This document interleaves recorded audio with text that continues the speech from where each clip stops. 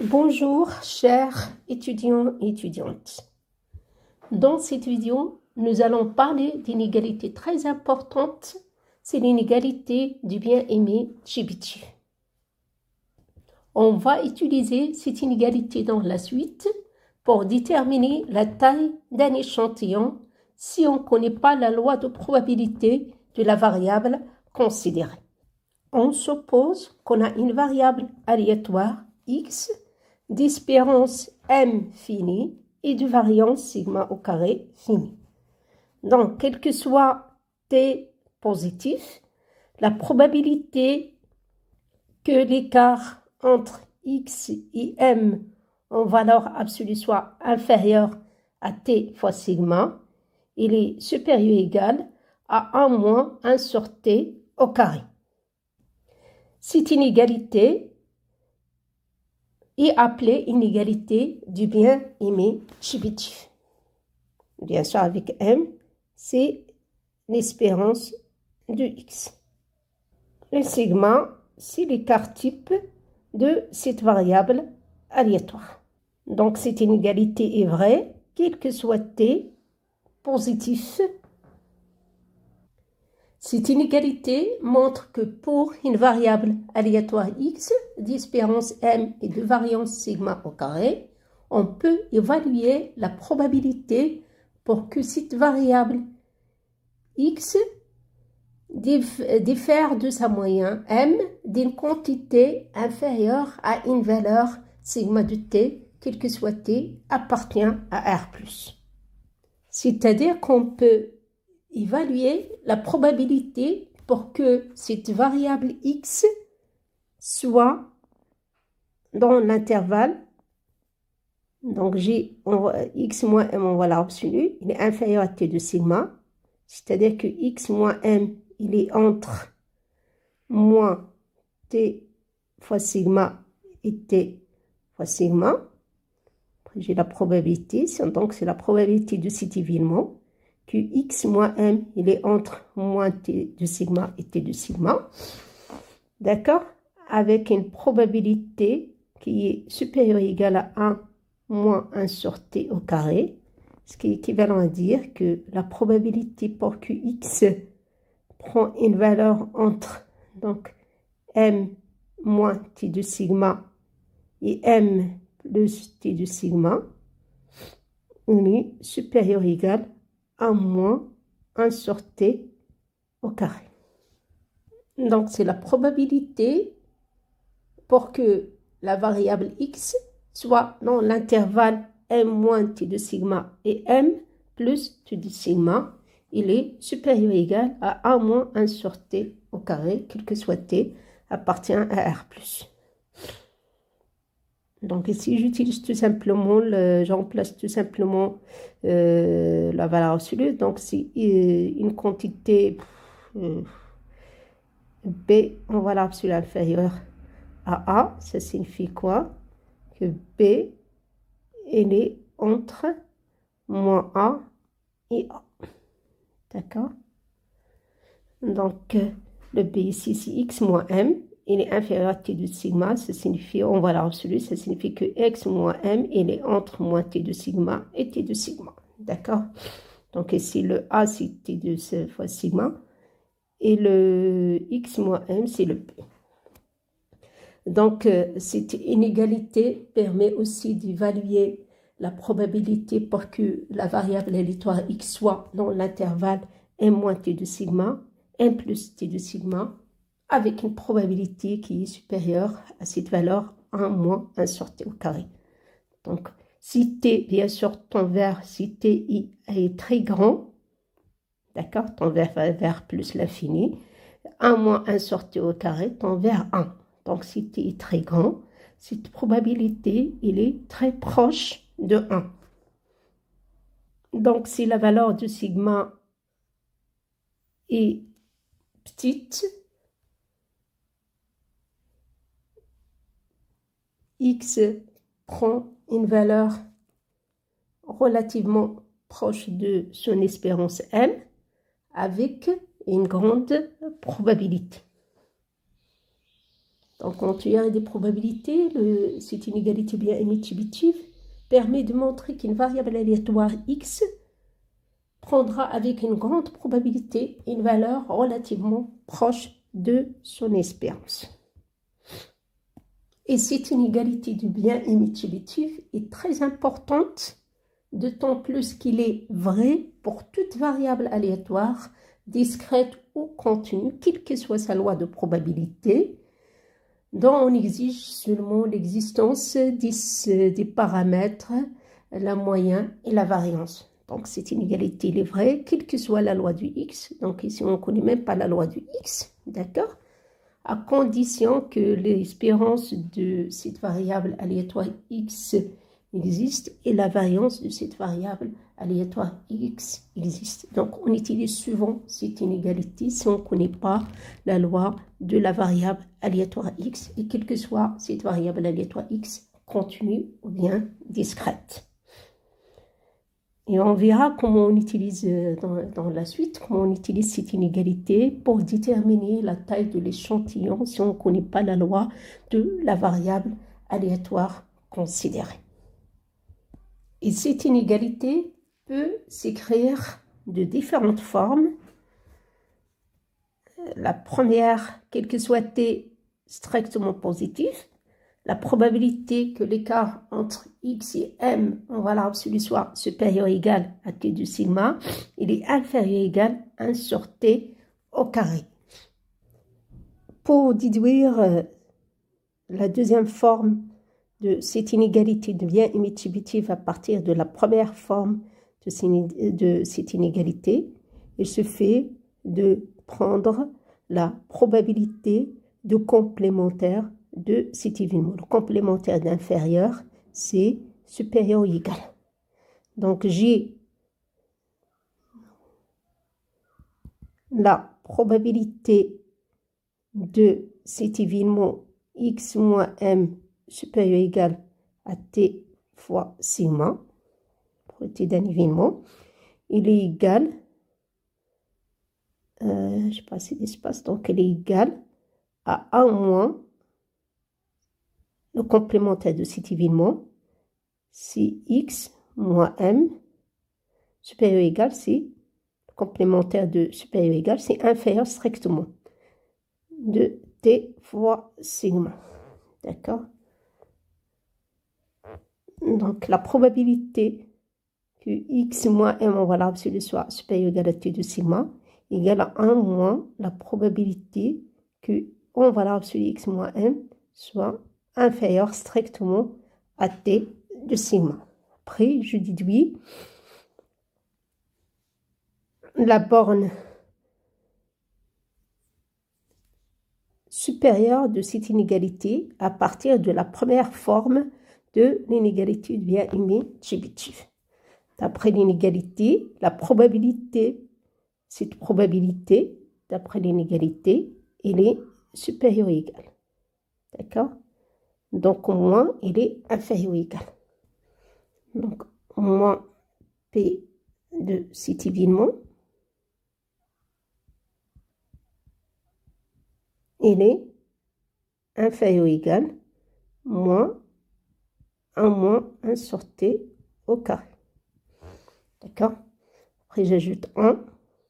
Donc, 1 moins cette probabilité de cet événement x moins m inférieur à t de sigma, il est inférieur ou égal, j'ajoute les deux bornes de cette inégalité, donc à 1 moins 1 sur t au carré. Donc c'est 1 moins 1 plus 1 sur t au carré, donc c'est 1 sur t au carré. D'accord? Donc finalement, je trouve que à moins la probabilité que x moins m en valeur absolue inférieure à t de sigma au carré, il est inférieur ou égal à 1 sur t au carré. Donc je peux exprimer cette probabilité aux fonctions de inférieur à t de sigma ou bien supérieur ou égal à t de sigma. D'accord? Si j'ai la probabilité, ce que j'ai à l'intérieur de la probabilité est inférieure, donc la probabilité est supérieure.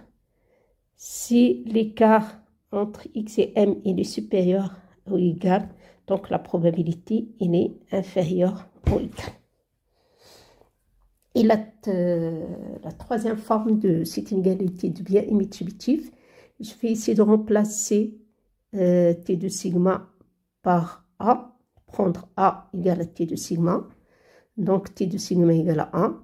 Donc, T est égal à combien? C'est A sur sigma. D'accord? Donc, 1 sur T au carré est égal à combien? 1 sur T au carré. Donc, c'est l'inverse au carré. Donc, c'est sigma au carré sur A au carré. D'accord? Donc, ici, je remplace 1 sur T au carré par sigma sur A au carré. C'est la variance du X qui est égale à la variance du X sur A au carré. D'accord? Donc, je déduis finalement la troisième forme de cette inégalité de biais émettibitif. Et pour la dernière forme de l'inégalité de biais émettibitif, il suffit de remplacer la première forme de cette inégalité, de remplacer T fois sigma par A. Et donc, A moins 1 sur T au carré. Donc, dans ce cas-là, si A égale à T de sigma, 1 sur T au carré égale à la variance du X sur A au carré. D'accord? On utilise souvent la troisième forme et la quatrième forme de cette inégalité. D'accord? Déjà, on verra que dans la partie sur la détermination de la taille de l'échantillon, on utilise souvent la dernière forme de cette inégalité de biais émettibitif si on ne connaît pas la loi de la variable considérée. Donc, en général, on va utiliser cette forme de cette inégalité de biais émettibitif. Donc, la probabilité que de cet événement, et l'événement dans ce cas-là, c'est que l'écart entre X et son espérance, on va l'absolue inférieur égal à A, il est supérieur ou égal à 1 moins la variance de cette variable aléatoire sur A au carré, quel que soit A. Donc, je peux prendre n'importe quelle valeur de A. D'accord? Cette inégalité reste toujours vraie. Je peux exprimer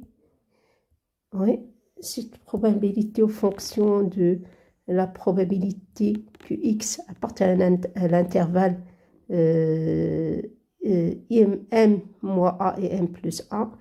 D'accord? Donc, si X moins l'espérance du X, il est entre moins A et A. D'accord? Il est supérieur ou égal à cette valeur.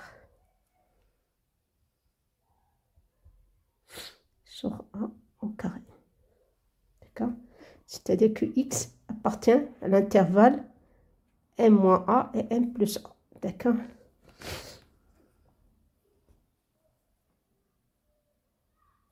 Donc après, on passe à un exemple d'application de cette inégalité de biais émettibitif. Donc on suppose qu'on a une machine de fabrication de masques. D'accord? Et cette machine fabrique au moyen 3000 masques par jour avec un écart type de 10 masques. Donc la question, si on doit déterminer en utilisant cette inégalité bien émettibitive un minéraux de la probabilité que la production de demain soit comprise entre 2900 et 3100 masques. Donc, notre variable aléatoire X est égale à quoi? Donc, en moyen, c'est l'espérance. Donc, ici, en moyen, le nombre des masques en moyen, c'est 3000. Donc, c'est l'espérance du X. D'accord?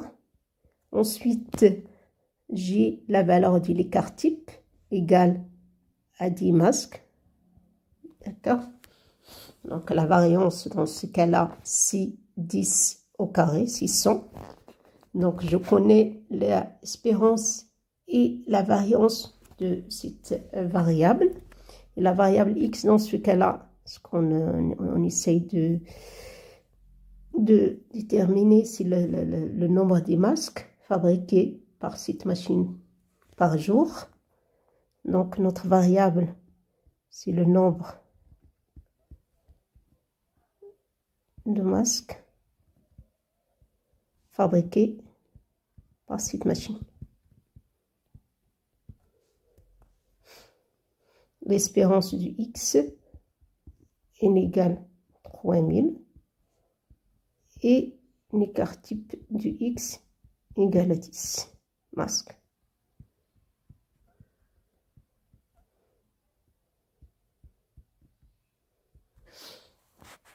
Donc, d'après l'inégalité de bien émettitive, d'accord? Donc, d'après l'inégalité de bien émettitive pour X, donc on a 4 formes de cette inégalité. Donc, on va utiliser on doit utiliser quelle forme de cette inégalité. Donc, ça dépend de ce qu'on cherche, la probabilité de quel événement. Donc, ici, je dois déterminer un minéraux de la probabilité que la production de demain, d'accord, c'est-à-dire le nombre des pièces fabriquées par cette machine demain, soit comprise entre 2900 et 3100. Donc, je dois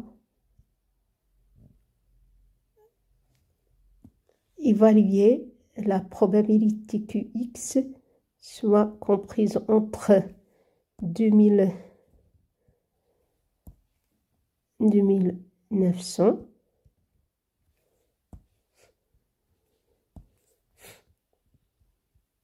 et 3100, pardon.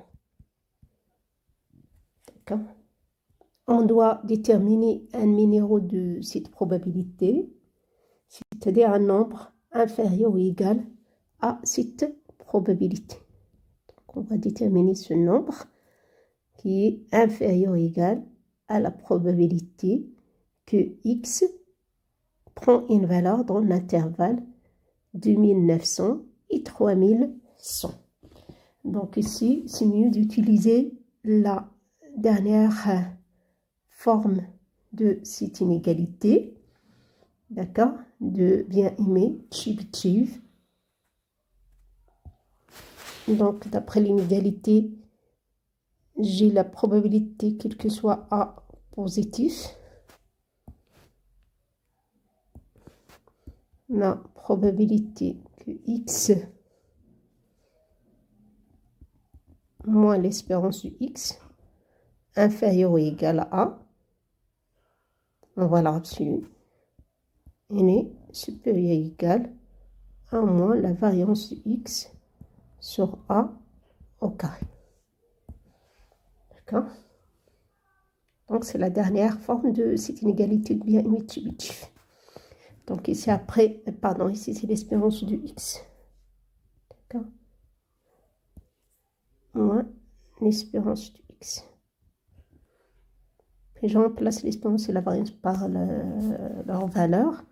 Donc, je peux prendre n'importe quelle valeur de A, c'est-à-dire que quel que soit A positif, la probabilité que X moins l'espérance du X, pour cet exemple, c'est 3000.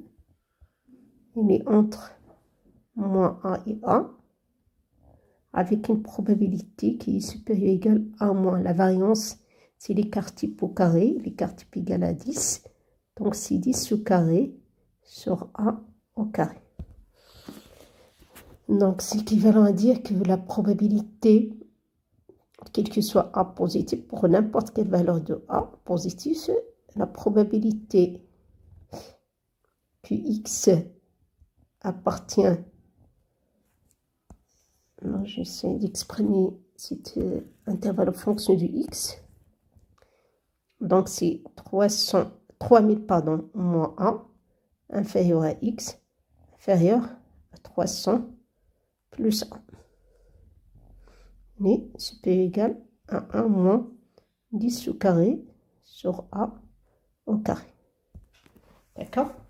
Donc, pour exprimer cet intervalle X supérieur à 3000 moins A et 3000 plus A, en fonction du X supérieur à 2900 et 3100, donc il suffit de prendre A égale à combien? Donc, dans ce cas-là, A est égal à 100.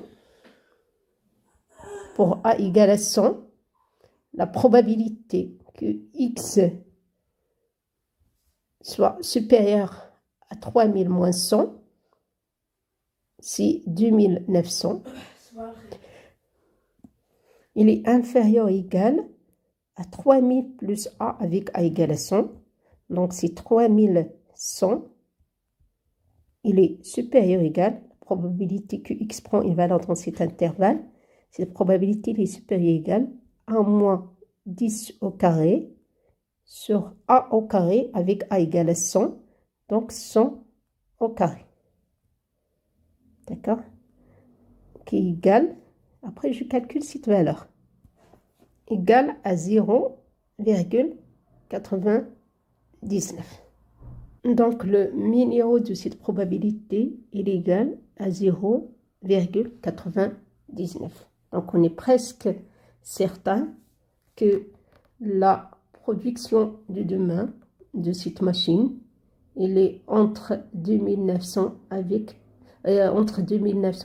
et 3100, puisque la probabilité que x appartient à cet intervalle, que le nombre des masques fabriqués par cette machine entre 2900 et 3100, avec une probabilité qui est supérieure ou égale à 0,99, donc elle est presque égale à 1. Donc on est presque certain que la production de demain, elle est entre 2900 et 3100. Donc c'est un exemple d'application de cette inégalité de bien émettible. On verra des autres exemples pour déterminer la taille de l'échantillon, si on ne connaît pas bien sûr la loi de la variable considérée, pour estimer une fréquence et ou bien pour estimer une valeur moyenne de cette variable aléatoire considérée.